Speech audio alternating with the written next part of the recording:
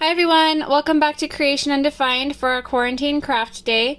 Today I'm going to be showing you how to make a mold, a press mold, using air dry clay and a pre-made object so you can make copies of that object with your mold. Let's get started. To make your press mold, the first thing you're going to need is clay. You can either use a polymer clay or you can use some kind of air drying clay. I'm going to be using some homemade baking soda clay, and I can leave a link to the description box below for that recipe. You're going to need the object you want to make a press mold of. I'm using this small unpainted piece of pizza. Some paint for waterproofing if you're using air dry, and a paintbrush. You'll also need some cornstarch to prevent your clay from sticking to your object that you're making the press mold of.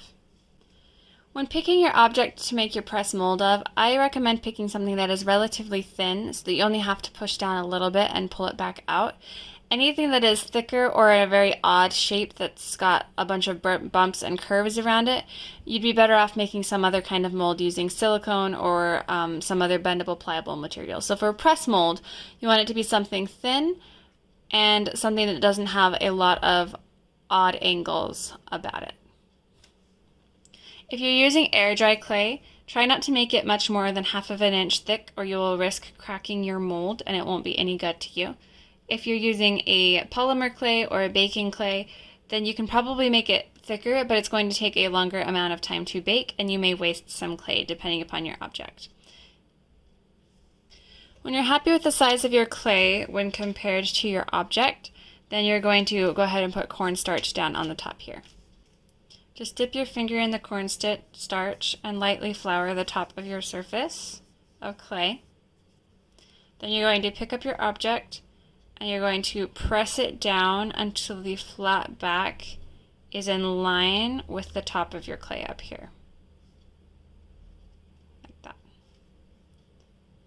Once it has been pressed in and it's all lined up, then you're carefully going to grab one piece that's either on the side or just easier to get a grip on. I'm going to use a corner. And you're just going to gently peel that up without stressing out your mold.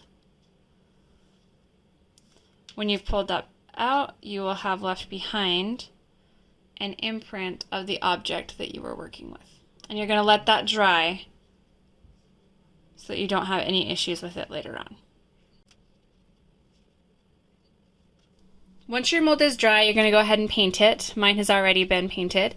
And you can see it had a few cracks here, back here, and there's also a small one down here in this little corner down here.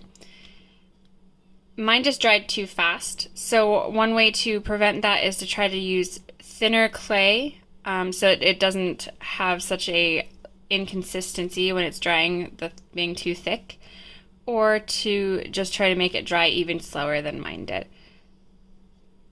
I can still use it because the cracks they're not really affecting the actual shape of my piece. It's just down there inside and I can smooth it down if I need to. If it does crack inside your mold, you're going to have to remake it. To use your mold, you're going to need your mold, a piece of clay that's just slightly bigger than the piece you need to be molded, and a little bit of cornstarch. I just put it on my finger here. You're going to rub the cornstarch around the outside of your clay to prevent it from sticking to your mold. And then you're going to press it down into your mold to get your shape. And you're going to want to press it so that it's up fairly thin to the depth of your piece. And then you're going to pull that out of the mold using these side pieces.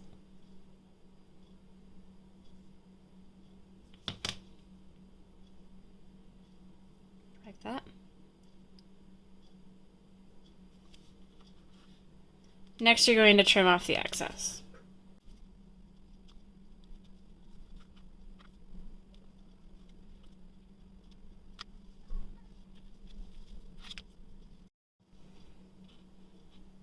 After you're finished, you'll have your final molded replicated piece, and you're going to let that air dry just like you let the other clay dry before you paint it. That's all for this video. Thanks for watching. Please subscribe if you want to see more videos like this one, and check out the comment section below for a few more links to videos like this one. Please feel free to share with your friends, and I'll see you guys in the next one. Bye, guys.